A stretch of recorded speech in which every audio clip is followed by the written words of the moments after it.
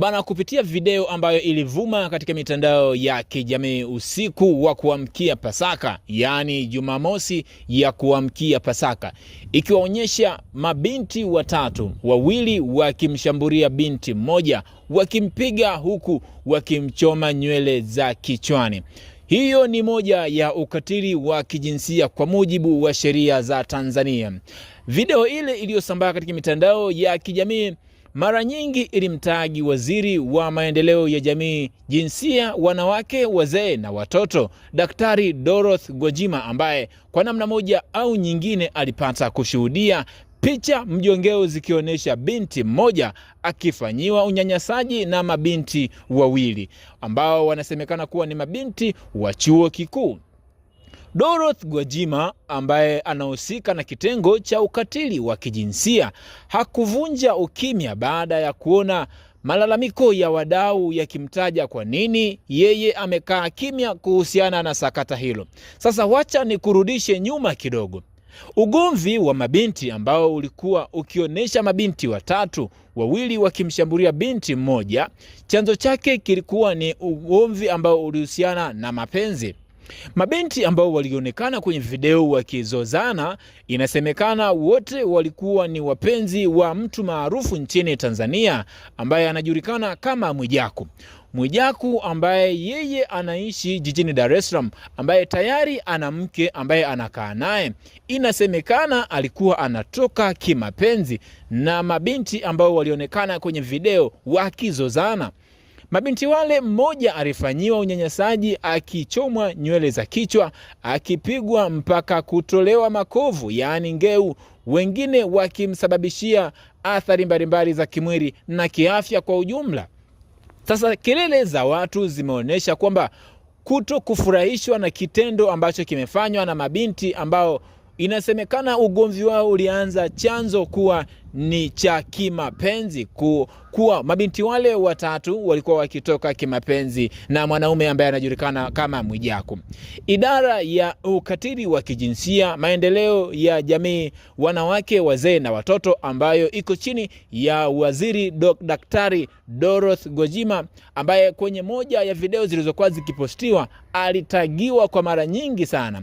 Dorothy Gwajima aliibuka na kusema, nimeiona video ile na nimesikitishwa sana kupitia kile kinachoendelea kwa mabinti hawa. Sasa kwa nini Dorothy Gwajima aliibuka na kuongea?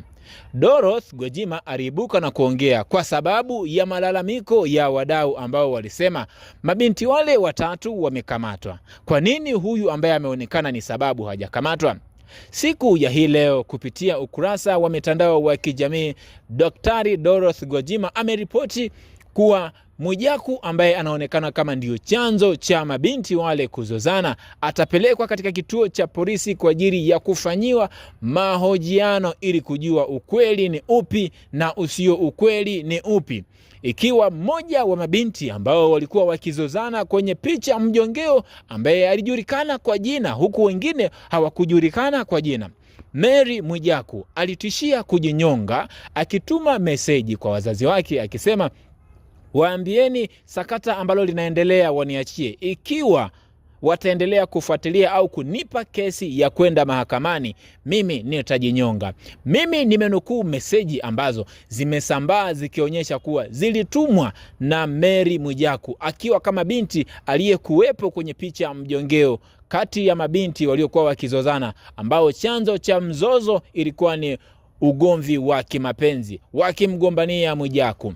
Ikumbukwe siku chache zilizopita Mwijaku yeye hakuwa nchini Tanzania, alikuwa kwenye biashara zake. Sasa leo imeripotiwa kwa jeshi la polisi kitengo cha usalama kinaenda kumhoji aliyekuwa akitajwa kama ndio sababu ya mzozo wa mabinti watatu, Mwijaku ambaye anafahamika kwa jina hilo maarufu kabisa.